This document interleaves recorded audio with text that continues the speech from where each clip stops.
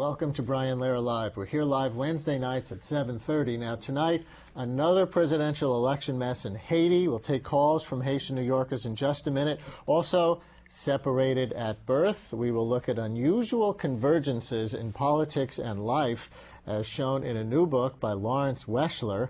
And it's not Valentine's Day anymore. We'll check out New York's no-fault divorce proposal. But we begin with the elections in Haiti. Former President René Préval, an ally of ousted President Jean-Bertrand Aristide, seemed to be headed for an outright majority victory as of last week, but the latest count indicates he will have to compete in a runoff election. Now, some Haitians protesting in the streets today think the election is being stolen by the elite, perhaps in conjunction with the United States. Others are wondering if Aristide was such a disappointment, why elect his pal, Préval? With us now to talk about it and take phone calls from Haitian New Yorkers is Garry Pierre-Pierre. He's editor and publisher of the Haitian Times, publishing from right here in New York. Hi, Garry. Welcome back to the program. Hi, Brian. And let me put out the call right away for listeners. If we have Haitian New Yorkers in the audience right now, we will take your phone calls. What do you think is going on? What do you think should happen? Are you a Préval supporter? Are you not? 212-251-0801. 251-0801. Last I heard today, there were more protests in the streets. Préval was calling the election count a manipulation, but also calling for calm. What's the last you know? Well, that's the update right now. There is a tripartite group made of Préval supporters, the international community, and the Haitian interim government to look into these fraud allegations. As of now, 10% of the total vote is yet to be counted, and so everything is at a standstill. You were there on Election Day. Yes, I was. Which was February what? 7th. February 7th? A day that will live in infamy in Haitian history. Why? That's the day Baby Doc Duvalier went into exile, ending a 29-year regime of probably one of the most brutal dictatorship in Haiti's history. What was it, 90, 91? 86. 86. Yes, from okay. from 57 to 70 to 86. So is it a coincidence that they held the election on the same day?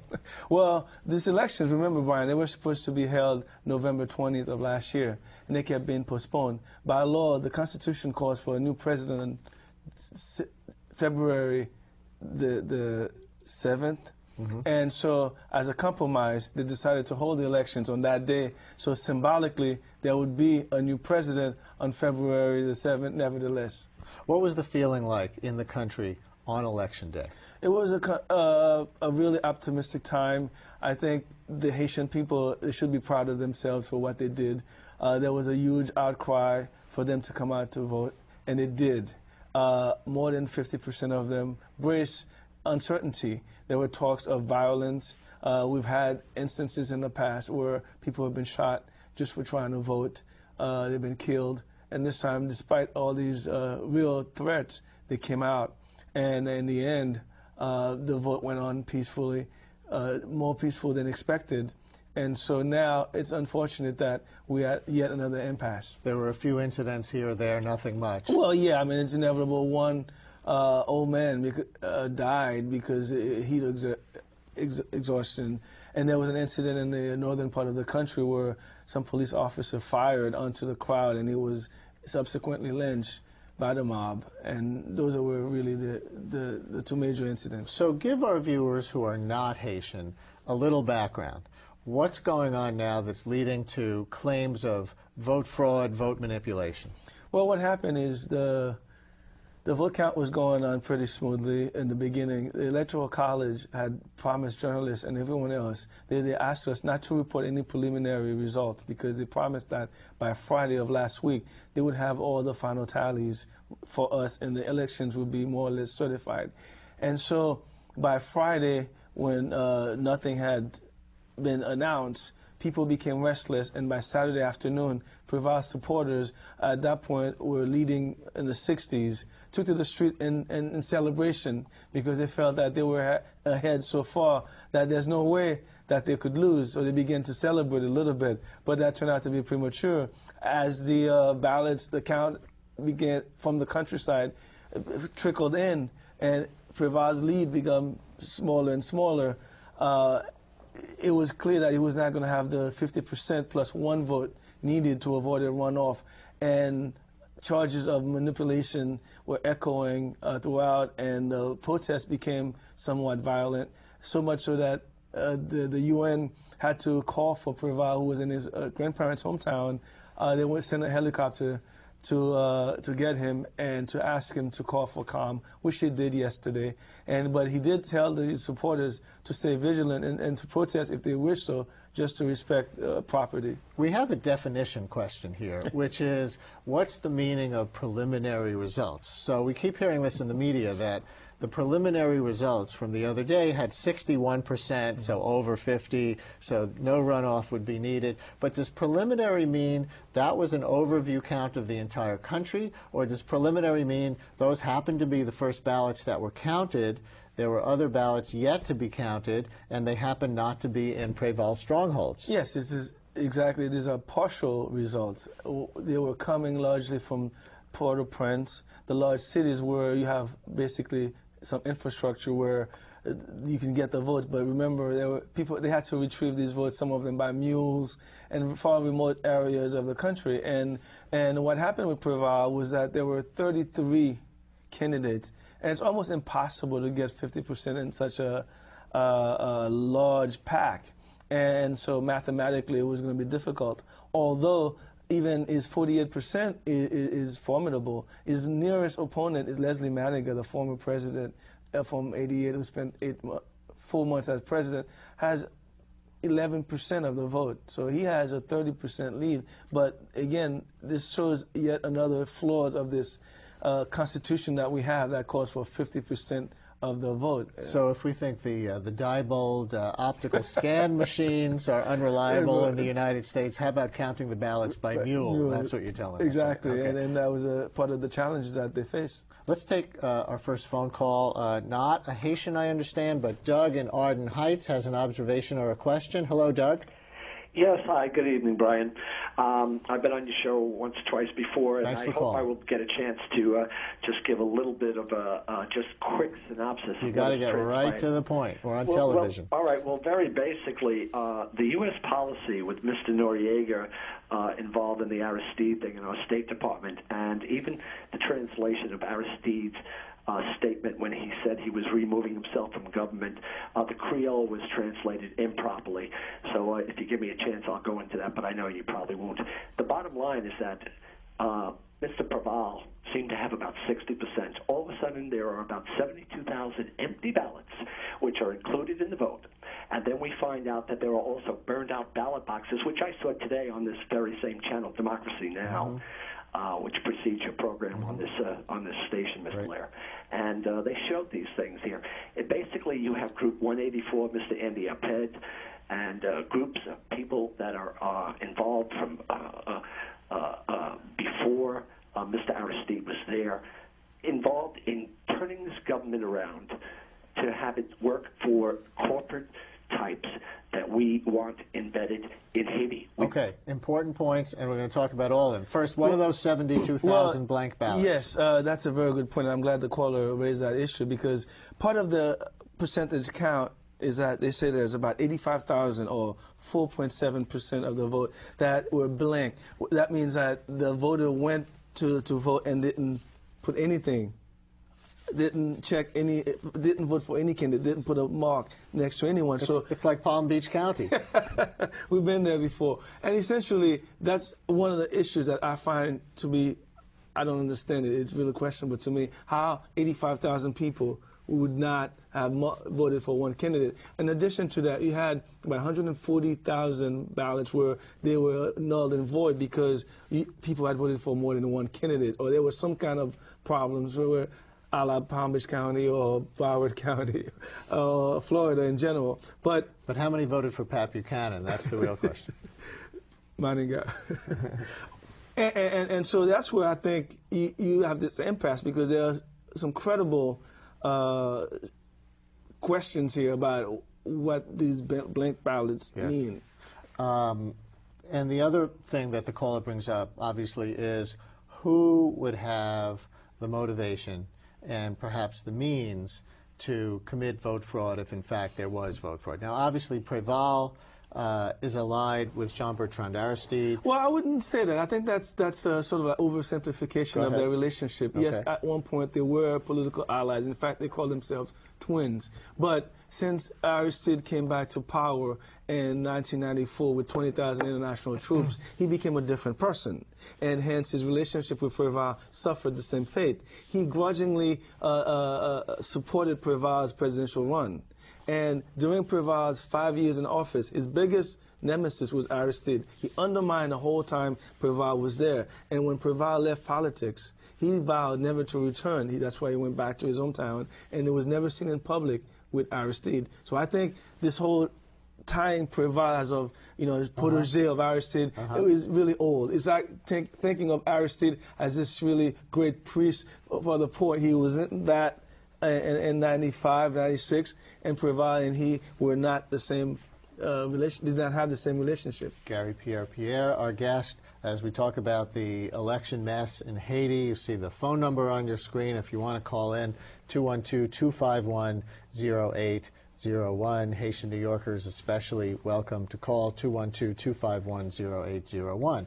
So Garry, let's talk about who represents who. We still get the sense, even if there was a falling out with Aristide along the way, that Préval was somehow the candidate of the poor yes. masses in yes. Haiti, and we mean masses. It's the poorest country in the Western Hemisphere. They hate when you say that, but it's true. And who doesn't want him? Certain corporate power elites and perhaps the United States. Is that true? Well, I think using the word corporate to describe Haiti's elite is another stretch. I mean, I think most of them are merchants, frankly. They're not industrialists. We use these terms, but we use them very loosely. Yes, they are against him. They see him as another Aristide who they fear to the death, and they are against him. But I must say this time, I don't think the United States has played, for better or for worse, much of a role in Haiti. As a matter of fact, they've left the Canadians, the Brazilians, everybody else take a lead in Haiti because they just didn't want to be associated with this. I think the Bush administration saw Haiti as Clinton's tar baby, and they don't want to have anything to do with it. So who does have, if somebody has motivation to steal votes from Préval and try to steal the election, who and why? The Haiti's elite, because they don't trust Préval. They don't like Préval because he represents the interests of the poor, and that's the biggest fear. Which would mean what? Higher taxes, what they see as confiscatory policies, what? Yeah, they probably mean the end of their monopoly on goods, because that's what they do. They don't produce. We don't produce much in Haiti. They're retailers. They get import-export business. They have factory, garment industry, and there's not much really being produced in Haiti, and the so-called elite in Haiti controls this import-export, and that's big money, and they feel that they wouldn't be able to do business with the Préval government, that he would not tolerate the business as usual, and that he would ask for a sort of an equitable share of wealth and power. He's a avowed Marxist and anarchist, although I'm not sure how much Marxism he practiced during his time in office, but that's his background. He studied in Belgium. In fact, something few people know about. He trained in Libya in the guerrilla warfare while he was a college student in Libya. So this is why they really are uncomfortable with the Préval administration. And do you think that the United States government feels that there's anything at stake one way or the other for the United States at this point? No, because I think there are two issues with the United States, is the drugs and refugees. And I think they've come with a policy where they've controlled both of them. And right now, there's not much interest. And that's why you see the Bush administration has shown very little interest in what happens in Haiti. It's been, in fact, a couple of weeks ago, the New York Times had a really incredible front-page investigation about what happened in Haiti in 2004, where you had the Republican Institute really running things.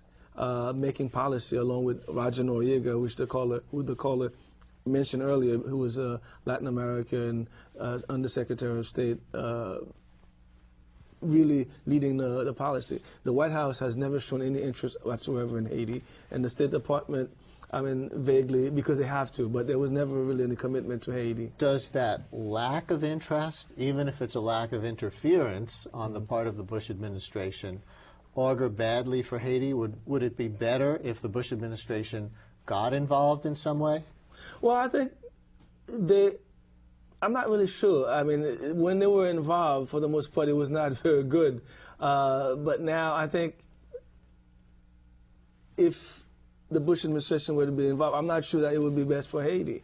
They have not shown much interest. I'm not sure they have the right advisors to tell them what best policy vis-a-vis Haiti. I spoke to somebody the other day, a Haitian New Yorker, who said one argument against voter fraud in this election is that the margin between Preval and the second-place candidate, as you were saying, is so wide anyway, it's 30 points, that even if he gets under 50% and has to stand for a runoff, the runoff's not going to be close. It's going to be Preval by a landslide, so the ultimate outcome's going to be the same anyway. What do you think? That's true in its face, but the problem when I was in Haiti, that my friends from the elite were telling me, they were petrified by the unchecked powers of Preval, and they didn't want him to have that much power, because if you win it by such a landslide, that means you have a mandate, basically do whatever you want, and that scared them more than anything. So by creating this situation, by having a landslide, a runoff, that means then his power is checked somewhat, and then he can govern with some fears. Interesting.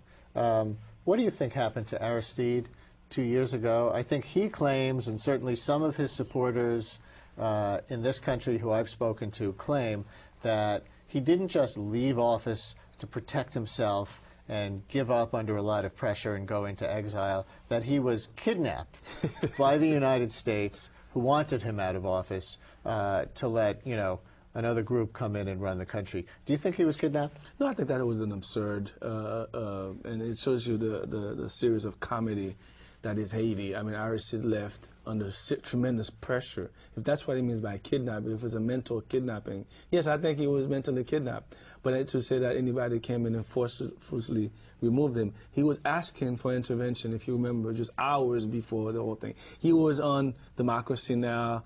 Live almost with Amy Goodman. He was on CNN. He was calling everyone. He was reaching out for help. And when the help came, it was not the way he wanted it.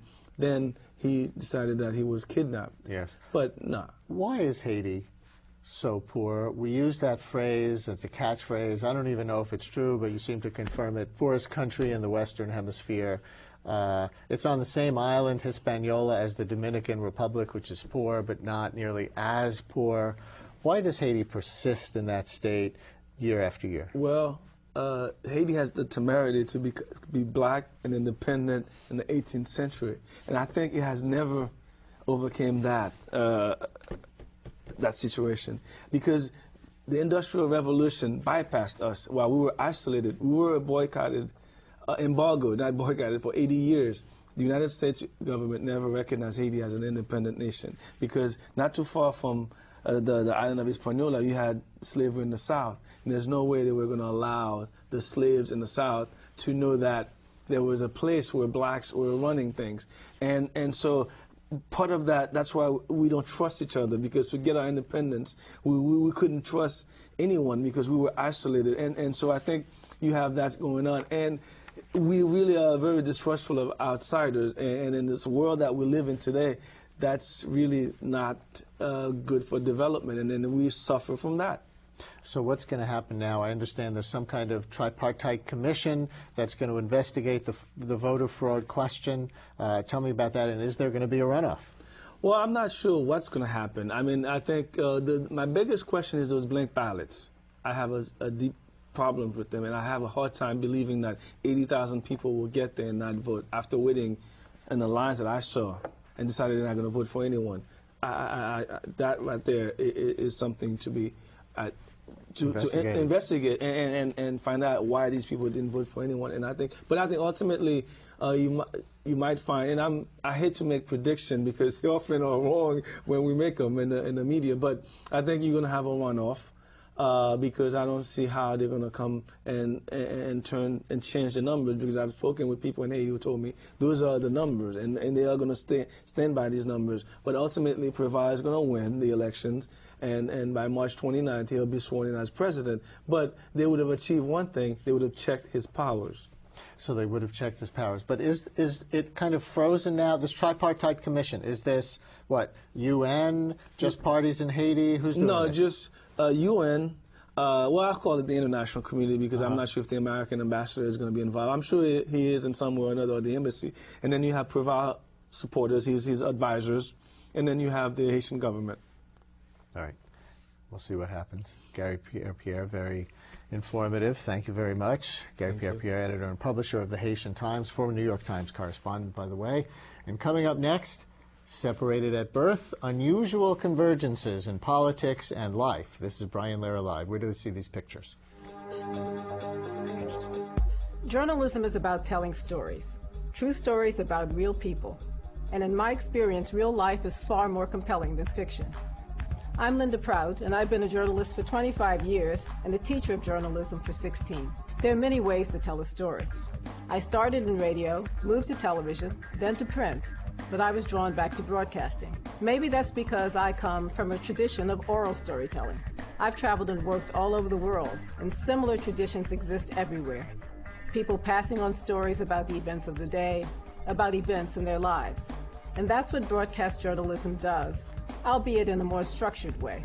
Radio is still how many people first learn about the stories of the day, whether it's a New Yorker tuning into all news radio, or a farmer in Haiti who has access to news only via radio. Combine images with the spoken word, and television can sometimes transcend language and cultural barriers. So I teach students to write stories, and the operative word is write.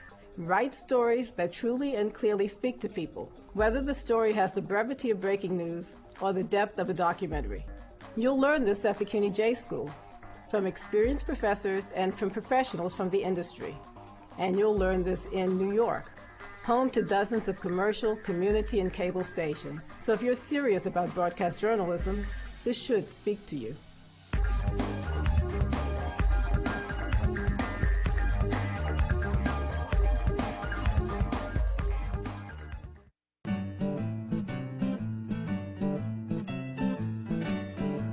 This is CUNY TV, the City University of New York.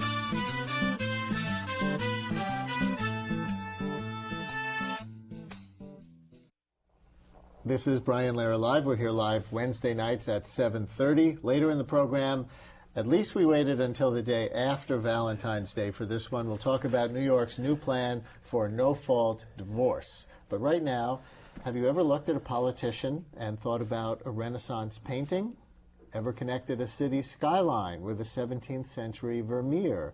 Well, the writer Lawrence Weschler has, and he's compiled a whole book of these so-called convergences of life and politics. It looks at the similarities between things like tree branches and brain neurons, as well as similarities between, Newt Gingrich and the dictator Slobodan Milosevic. We'll find out why he thinks this is important now and look at some of the images in his book, Everything That Rises, a book of convergences, which is published by McSweeney's. Hi, Ren. Welcome back to the program. Thank you. It's great to be here again. Before we start showing some of these images, what's the basic idea here? It's more the basic condition is my daughter is given to saying, uh-oh, Daddy's having another one of his loose synapse moments. And things are fairly drafty in there, I think. Is that lucin or lucid? Loose synapse. Right, exactly. But I think that people do this all the time, which is to say that they see things that look alike, convergences, they begin to have thoughts, but if they've been through education, especially university education, they've had that knocked out of them. You know, what's the footnote? How can you prove that so-and-so was influenced by such and such? And so, I mean, I basically find, as part of my writing, I mean, as you know, I've written, political, foreign reportage, I do art reporting, I do all kinds of things, but I keep on having these categories bleed into each other, and I keep on refusing to stop letting that happen. And so this is right. So it's anecdotal evidence of the imagination. I guess. Or should, I mean, it's not evidence of anything. It's just a condition. It's a difficult condition. Okay, I have to live with it. Let's do it. Let's do it visually. Me. Okay, we're going to come out of your brain here into the visual representation of Ren Weschler's brain. So let's look at an image right now. This is a 17th century painting by Franz Hals. You want to say anything about this before we see the pairing that you made? Well, actually, if anything, I'd go it the other way, but we'll show it in a second, which is that the book begins with a conversation I had with Joel Marowitz, who you've had on, I think, at some time. And Joel Marowitz, as you may know, the great photographer, was photographing Ground Zero.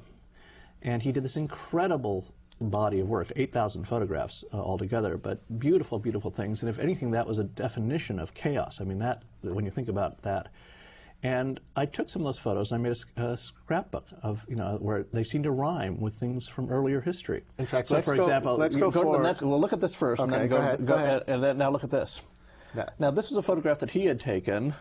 And I don't know if you can go backwards, but in terms of that Well, we're going to put them up side by side in a minute. Yeah. But this is the Ground Zero photo? This is a photograph of people in Ground Zero. I mean, if you think about Ground Zero is by definition chaos. Yes. But time and again, he would frame things in ways that seemed to rhyme with earlier things. Now, this is a place where workers... This is where they would, each morning they would get together and have their meeting. And looking at that, I said to myself, God, that looks exactly like a Franz Hals, and specifically the Franz Hals from before. I don't know whether you're able to go back. Yes, now let's put them up side by side. I think we can do that. And let's see. Maybe we can't. Oh, there we go. Well, yeah, I mean, there's part of it. That's half of it. But I mean, if you had the whole, and in the book you do, one of the things that's interesting is that that middle column goes through both, and in both of them they're wearing, instead of that cross on the one, they're wearing the thing there. And in both they're kind of a display of competence and so forth. One of the keys to these things, and I will show some other ones, but you don't want to push it too far. You kind of just notice it and see whether you can go further. In this particular case, I mentioned, let's look at the next one, I guess. What do we have next? You want to go to another pairing? Okay.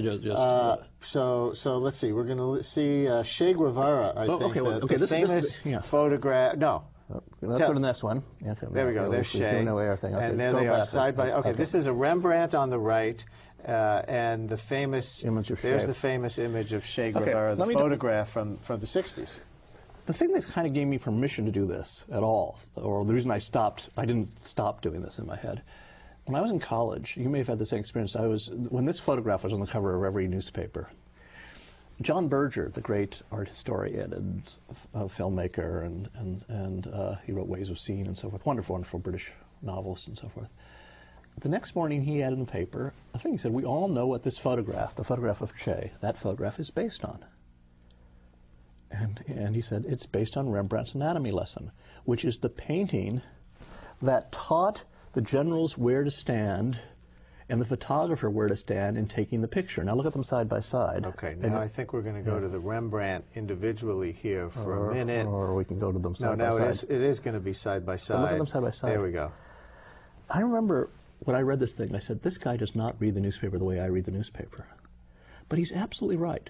I mean, there is a way in which that image is hot-wired in our heads, such that when we face a piece of chaos or a piece of some kind of thing, we know how to behave. And in the case of this, it becomes really interesting. The Rembrandt's interesting because the Rembrandt, in turn, was a picture that was made during the 30 Years' War, a time of great violence. And you look at that picture, by the way, when it's a criminal who's been, because he was a criminal, his body gets to be dissected, and his arm has been splayed open, right? And everybody, when you ask people about that painting in their heads, what they think, you ask them, where are they looking? And most people think they're looking at that horrible hand that's been opened up. Yes. In fact, they're not. You can see they're looking at the professor's hand. They're looking dumbfounded at the professor's hand. They are saying, my God, that is gesturing. He's saying, with these muscles, you can do this. And they are looking as if that's a miracle. This is not a picture about death. This is a picture about life. So what's the relationship? And then what happens, by the way, if you think about it, that is a very Christ-like figure. There's all kinds of Italian Christ figures of Christ on the plinth and so forth. And then you take that back to Che, and there's no doubt that the iconography of that photograph, which was intended, he's dead once and for all. But you go from that picture to Che on everybody's T-shirts, there's no doubt that there's a relationship, but that's how these images flow through politics and so forth. We are prepared for images by other images. Those images take on lives of their own, and they have implications. Che on a plinth is Che on the verge of being resurrected. So how consciously do you think the photographer, Freddie Alborta, Yeah, right. had this Rembrandt picture from the 17th century in his mind? I mean, a photography, Right. a piece of photography, news photography no less, Right. takes place at a moment. You can't make it Well, happen. that's why the example of Joel Meyerowitz is so interesting. And in the book I have 15. I think we'll look at one of them later on, another one. And I was able to ask Joel, you were photographing what was by definition chaos. I mean, shards of metal and so forth. And yet, time and again, you seemed to find these rhymes that happen over and over again, which I have about 20 of them in the book. And his answer was, you're right, that I wasn't necessarily conscious, but I have a trove, as we all do, in the most visual. We are the most inundated with visual things, time in history. If you look at advertising, time and again, advertising, even in the shape of ads, will repeat paintings and so forth, but very subliminally, and maybe not even in the New York Times basically has been doing it a lot. If you've noticed, the front page of the New York Times has gotten more and more fascinating to look at in the morning. There are these pictures that just bounce out at you, and very often, I have one of them here, there's one that ran as an image of a mother in Africa, an AIDS mother, and it was straight out of Velázquez's Aesop. I mean, it was absolutely a literal quotation. Now, I would make an argument that people have these tropes in the back of their mind, and it's not a Jungian thing. It's just basically that visual literacy makes this happen, and if you are attuned to it, it can be interesting. But you only push it so far. You don't want to push it too far. You quote someone in the book saying that the architect Frank Gehry gets many of his ideas from dumpsters. Yeah. And they end up becoming the twisted structures, the famous twisted structures in the Gehry This is buildings. Gehry himself. This was a conversation I had with him. I had this conversation with him, and he said that he never passes a dumpster without looking in and, in his words, hoovering up all those images. Hoovering as in vacuuming them up. The other thing you need to know about Gehry is that he's an ice hockey player. And all those things are all about that kind of thing. Now, that is about those kinds of images, those kinds of moves become ingrained in his brain, in turn get expressed in his creativity. Right. Are you stretching here just a little bit? I'm stretching a little bit, but a key to this thing, by the way, the only thing that makes it work is you push it and you push it and then you let it go. Yes. I mean, it has to be done with a certain light touch. Let's see another this potential convergence. You will recognize Newt Gingrich on the right and the former Serbian dictator Slobodan Milosevic on the left. What are you trying to show us here? Well, first of all, they happened to be almost simultaneously, and they were on a table one day, and I just kind of looked at it. It's really kind of amazing. In the book, you'll see I have a whole bunch more. I ended up writing a piece called Pillsbury Doughboy Messiahs. And the thing is, it only works if you can go somewhere with it. In other words, the initial separated at birth is just like a rhyme. Yes. But the question is, can you do a poem that goes with it? Yes. It's also true that Don Knotts and Mick Jagger look exactly the same, but you can't go anywhere with that. Whereas this, it turns out... Yes, so we're going to leave this image up and do the poem. Well, I mean, it's a long thing in my piece, but it turns out that their careers, the arc of their careers, and of course I'm not saying that Newt Gingrich is a war criminal, but the arc of their careers is remarkably similar. In both cases, they were politicians who at the outset didn't have any particular ideas. In the case of Milosevic, there's that great film that Brian Lapping did of the fall of Yugoslavia, where you get to see him. He was just an apparatchik. He was a mid-level apparatchik. Gingrich was a college professor. Both of them were on the way up. They both wanted to go somewhere. Sure. In the case of Milosevic, one day he's lecturing at a crowd, and it just as an afterthought, he says, Serbian nationalism. He says something Serbian, and the crowd goes crazy. And you can see on his face, he's as surprised as anyone. And suddenly this guy he wasn't a Serb nationalist at all. He suddenly takes on this thing and rides it. In the case of Gingrich, you remember the contract was focus grouped. That wasn't a contract. The contract with America. It wasn't his creative. It wasn't his creative. No, it was. They were testing these ideas.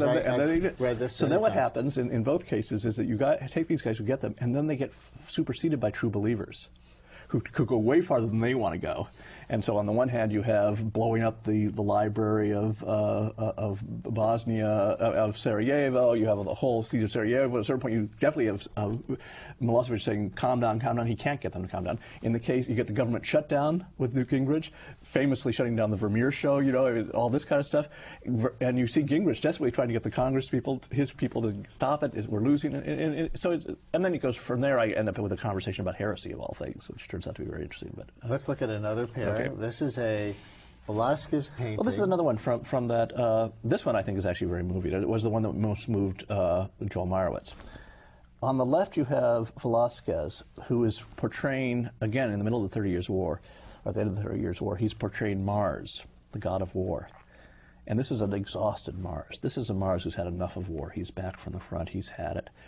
And if you look at him, for the first time in history, you have an artist who, when he wants to portray a god, goes down to the neighborhood blacksmith, you know, and gets the smithy and dresses him up. And that is a god who is just a worker. Conversely, going the other direction, you have Meyerowitz coming upon this worker who's just dead tired, exhausted. This is, again, a ground zero worker on the right. And portrays him indeed. As he is. Well, as he is, as a god, as a noble person. Now, by the way, notice with this picture, both of them have that large axe handle on the one hand, and then you'll see the axe handle on the other. And look at the shape of the diaper that Mars is wearing, and look at the stain on I mean, there are these things, again, and when I showed this to Joel, he said, that's really funny. I hadn't thought of that directly, but you're obviously right. That must have been in my head when I did this. And the ground zero worker, I don't think we can see it in this print from this distance, but he's got a tear in his eye when you look at that close up. Yeah, and it's very interesting when he, the story, I mean, Joel is very good in this passage because he tells the stories, these pictures. He had just been doing some work with that hammer and had hit live ammunition that hit the side of his face, and he has a tear from just the pain of that, but he goes on working. It's interesting. Yeah. All right. Finally, we have a unique picture of Mona Lewinsky as a New Yorker cover, obviously. Now, what you don't have is the follow-up, but what's interesting about this is there was a huge controversy at the time as to whether the New Yorker was the first to do Mona Lisa and Monica Lewinsky. And there's a big controversy, and, you know, the Wall Street Journal had done a cartoon, and other people had done cartoons, and David Remnick said, well, this is the first one I saw, and for that matter, the first person to do it was Marcel Duchamp, you know, which is in some case true. And in the book, what happens is that I then go from this, because what's interesting, if you look at the date, that's February 1999. Monica Lewinsky had been in seclusion for a year at that point. She's about to sit a month later, after this has been on the newsstands everywhere, she's about to sit for her first official photograph with Barbara Walters. Yes. And in the book you have the pose that she sits in. She has her hands like this. She takes exactly the same pose. It's like, and there it's going the other way around.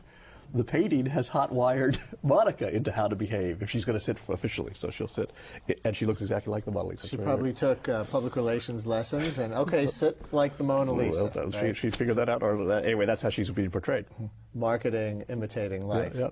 So how can people use this? And I mean, really, it's a lesson in seeing, isn't it? It's a lesson in it is a way of keeping your eyes open. Keeping your eyes open and letting things, or more, it's a celebration of daydreaming in some sense. You know, I mean, that it's okay. And beyond that, the later part of the book gets a little bit where I really start talking about brains, trees, brains, how brains have branches, how we think in terms of decision trees, how the internet itself is being built up like neurons. I mean, it gets wider and wider, and toward the end it's about convergences of convergences. But I would make an argument that, in fact, this is what we are at our essence. We are continually associating like that. That's good, that's okay, and that we should keep doing it. And cultural literacy helps, because you have to know about Rembrandt and Velázquez in order to make some of these connections. Well, or you can think about sampling in terms of hip-hop music. I mean, and that's just, somebody else can do a completely different terrain of things that I wouldn't catch on to, but somebody else would have a different one. I think we all have 100%, and we just Interesting should tour of the eyes and the mind. Interesting book. Thank you very much. Thank you, Ron. Lawrence Weschler from NYU's Humanities program. And coming up next, at least we waited until the day after Valentine's Day for this one. We'll talk about New York's new plan for no-fault divorce. This is Brian Lehrer Live. Prominent professors, outstanding students, illustrious alumni. All on the Emmy-nominated magazine show about CUNY. Hi, I'm Vienora Vinca. Join us this Sunday when we'll bring you the stories about people and programs that make CUNY a place where you study with the best.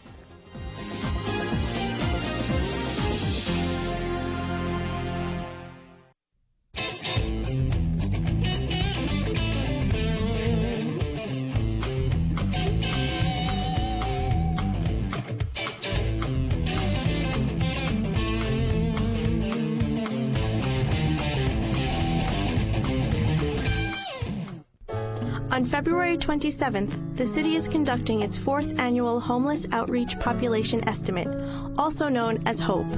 HOPE is a volunteer-driven survey used to help homeless people leave the streets for a better life. The Department of Homeless Services and CUNY are encouraging students to sign up, head volunteer teams, and spread the word about HOPE 2006. To register, go to nyc.gov/DHS or call 311 and ask for the Homeless Street Survey. This is Brian Lehrer Live. We're here live Wednesday nights at 7:30. Now, in order to get a divorce, you should you have to prove that your spouse has abused or abandoned you, committed adultery, or recoils when you want to make love. Well, New York is now the only state in the nation where you have to prove something about your mate's behavior, in most cases, in order to get out of a loveless marriage. Remember Rudy Giuliani and Donna Hanover arguing in court papers over who is the victim and who is the cad, when really they were both just done with the marriage? Well, New York is the only state in the nation that does not have no-fault divorce. But the state's chief judge is proposing to change that. With me now is Judge Sondra Miller. She chaired the New York State Matrimonial Commission for Chief Judge Judith Kaye, which recommended the change. Judge Miller, welcome. Thank you. It's wonderful to be here. First, a little bit of context. The celebrity divorces, like, Rudy versus Donna, with all those accusations of who's the bigger creep, is that what goes on in ordinary people's divorces, only with cheaper lawyers? Unfortunately, it goes on much too much, and very often, and at great cost to the system, to the people, and what we're most concerned with, to their children. What does the phrase no-fault divorce actually mean? Well, what no-fault divorce means is that people do not have to prove anybody is at fault in order to get divorced. If there are irreconcilable differences, if there's incompatibility, if they just don't live together anymore, in every state, as you well put it, Brian, every state except New York, which is unique in other fashions also, we can mention that later, in every other state, you don't have to go through what people go through in New York. And frequently we find not only does this add to the cost and the delay and the trauma that people suffer through the divorce process, but it's often a tactical element. It's used for tactical advantage. It's not really serious. They don't want to be married. They just are holding on to get something from the other guy. It's a game. Now, we've put the number up on the screen, and we would love to hear from divorcees, divorcee wannabes, divorce lawyers, anybody else on the idea of no-fault divorce. Is your experience divorce that you had? Do you think this would make it better? 212-433, I'm sorry, it's 212-251-0801, 212-251-0801 for our guest, Judge Miller. Now, I'm going to go over some of the critiques that people have of this idea in a minute. But some say we already have a form of no-fault divorce in New York State to the degree that we need one, because if you can settle your divorce amicably, figuring out the finances of it, figuring out the child custody, if there is any, and live apart for a year, you can get what's called an uncontested divorce. That's a big if. That's a very big if. What if you can't? No, the whole issue here really, no-fault divorce as far as I am concerned, and I think many of my wonderful commissioners who served on the Matrimonial Commission with me, it's really almost a no-brainer. I mean, not only are we the only state that has this, but Judge Kaye for 2 years in a row has said she's in favor of some form of no-fault divorce, and the New York State Bar Association has made this a legislative priority. So that we wonder why. What is it about New York that we have to be behind, not only in no-fault divorce, but in other areas as well? What is it? Why are we the only state without a no-fault divorce law to this I would point? like someone to tell me. I mean, the legislature probably are the ones that could explain it best, but there are people who are opposed to no-fault divorce Is there for a other lobby? reasons. Is there a lobby, a strong lobby? Is it the National Organization for Women? Is it the Catholic Church? Those are two groups that have opposed it. But the large majority of the population of the state of New York, and certainly the bar associations and the academics and all of the thinking people, look, I can understand the Catholic Church has every right to say, look, it's against our principles. Don't get divorced. That's fine. I mean, I have no argument with that at all. However, that's not speaking for the majority of people in the state. Let's get to some of the critiques. And it's funny that on this, two groups of political interests who agree on almost nothing else tend to converge. Ren Weschler was talking about convergences. Well, how about religious conservatives on the one hand and organized feminists on the other hand? Now, the religious conservatives say we don't want to make breaking up families any easier than it already is in our society. Feminists have a couple of other critiques. They say, on the one hand, we don't want to make it easier for a male breadwinner to just discard the old wife and walk off with the new girlfriend and take the money. On the other hand, they're also concerned about abuse victims and seeing that they get their due in court. You're absolutely right. On the other hand, and you know, our commission had public hearings throughout the state, and we heard a great deal from many, many people on the subject, and we discussed it at length. For those women, and I can understand it, or those groups or those feminist groups who take the position that for a woman who has less power, a woman who may be an abused spouse, it's better for her to have this as a weapon to hold on to. On the other hand, we heard just as much from those women who said, he's holding on to me. I want to get away from him. This is his power and control that he's asserting against me. So that, you know, you can't please everyone with this kind of remedy. However, you look at the greatest good. And the reason our commission was created was because the complaints of people, which were very telling and very legitimate, was that the divorce process in New York takes too long, it costs too much. And this is just one, and this is a very small part of what our report has recommended. One of the elements is no-fault divorce. The religious conservatives say it's already an epidemic in our country, divorce that is, and it just so happens that when no-fault divorce started becoming common in state after state, the divorce rate also started to skyrocket, and they say you can attribute maybe 25% of the divorces in America to the difference between a no-fault divorce law with lower barriers and a lack thereof that makes it harder. Do you agree with the number? No, I don't. I don't. I've looked at those, and I have arguments on both sides, and the kind of evidence that it would take to prove that proposition I have not seen. There are many different ways that people are living together today than have before. And many, many people, as we know, are living today without the benefit of or the detriment of marriage. They're not the divorcees, though. They're pre-marriage or instead of marriage. That's right. There's a case in Ohio, I just read about this today, where a Catholic woman is challenging no-fault divorce laws as unconstitutional. She's an observant Catholic, stay-at-home mother of 4, and says she did not want the divorce because her religion teaches her that marriage is until death, and they are supposed to work out their differences. So why should the husband unilaterally be able to walk away from his family like that and call it no fault?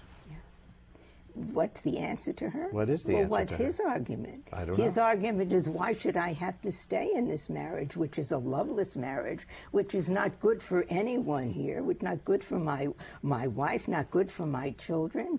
I am entitled to have a healthier life, to show my children an example of what a good life is. Why should I be trapped forever in a loveless situation? So. And does it make it Works both harder for ways. that mom, using this as, you know, as a hypothetical case, to collect child support or anything else from that man? Not at all. In fact, the legislation, any legislation that our commission would recommend, would require that before the divorce judgment was entered, the court would have to determine, before that judgment was entered, all issues that have to do with equitable distribution, maintenance, child support, custody. In other words, that divorce would not just be granted and left everything else hanging, and the woman or the man hanging there without any other relief.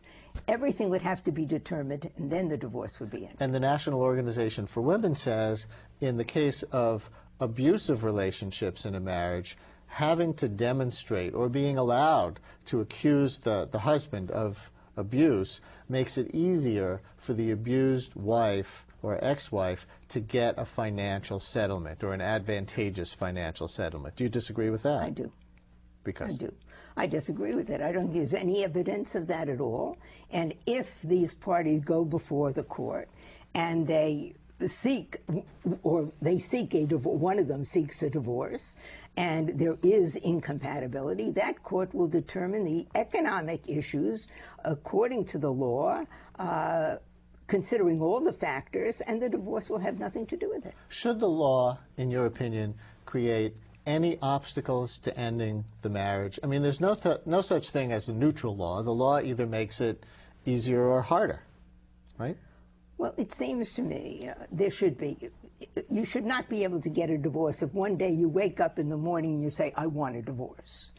You have to go before a court and you have to contend that you have been incompatible. I've seen cases where people have been married 35, 40, and 45 years, and they are bound together because there's no relief in sight for them in New York. And if they're wealthy enough, they can go to another state and they can get relief there. But if they're in New York, they can get none. So I understand your commission endorsed the idea of no-fault divorce, but not a specific plan. Are there different models? Well, we did not approve any specific legislation because we didn't find any legislation that met all the criteria that we were concerned with. Which are? But, well, as I said, the criteria that we're concerned with is that no judgment should be entered unless all the other factors were considered, and that it should be entered only if there was proof of incompatibility. And you said before that the commission recommended no-fault divorce, among other things. What are some of the other things? What are some of the other problems you were looking to solve? Many other problems, many other problems. We looked at why does it take so long? Why does it cost so much? Why are people so traumatized? And one of the things that we found was that the matrimonial court, the court where people come for relief, and the family court, where these very difficult issues are heard, is the most difficult court for a judge to serve on. I'm sure you're well aware. This is no picnic. This is no easy place to be, and I know because I've been there. And that court needs much more in terms of recognition of its importance, help that those judges need, status that those judges should be afforded, more in terms of ability to use such assistance as mediation, which is a wonderful way to deal with many of these problems that most of the rest of the country has long ago put into use. We are beginning to do that in New York, but it hasn't been throughout the state. So what's the role of a mediator in this case? Is it to try to resolve the differences and avoid divorce, or is it to try to facilitate a reasonable divorce? The role of a mediator is a neutral party who assists the parties in in helping them resolve their problems. The terms of the divorce. In other words, the terms of the divorce, the terms of custody. In other words, deal with each other on a more humane, more intelligent, less contentious manner. There is nothing worse for people than litigation. Litigation creates terrible animosity if it hasn't already existed. So we have found throughout the country that mediation can be very helpful. Let's take a call. Anne in the Times Square area, you're on the program. Hello. Hello. Yes, I'm calling from Times Square. And I'm just saying that the lady who is on your program, I mean, she has never walked in somebody else's shoes. So when she's talking about divorce, I mean, what she's saying is totally ridiculous. What's your own experience and opinion? Oh, well, I've gone through the experience, and my opinion is my experience.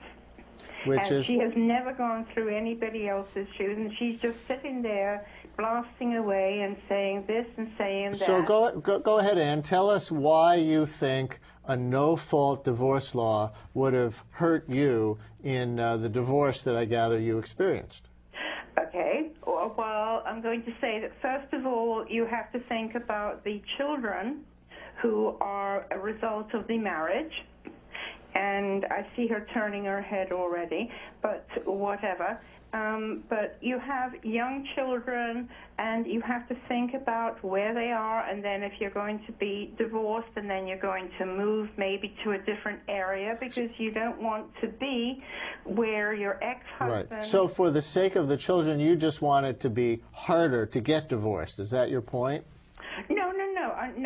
No, I'm not saying harder to get divorced. My point is that everything has to be taken into account. So the wife and the husband are having their dispute, okay? But you have to take into account the children who are involved. It's a good question. How does the law take into account the children? Well, if I could say this to you, Anne, I'd like you to understand where I do come from. I sat on the family court where I heard terrible, terrible stories about how women and men and children suffered through these kinds of difficulties. And I sat on the Supreme Court where I dealt with divorces, and I sat on the appellate court where I saw the end of the line with these things. So I am not unaware of the kind of pain and misery that people live through. I'm very well aware of it. However, from the experience that I have learned, from the stories that I have heard, and from what I have witnessed myself, holding people together in a loveless marriage where there is no relationship is not good for children. And you know what? We'll see where this goes. I know Judge Kay says she's going to make this a front and center priority now. Judge Miller, thank you very much for coming on. Thank you very much for having me. And that's it for tonight's show. We're here live Wednesday nights at 7:30, and join me for my radio show weekday mornings at 10 on WNYC, New York Public Radio. Tomorrow morning, Mexicans in New York and mystery writer Walter Mosley. Until then, have a great night.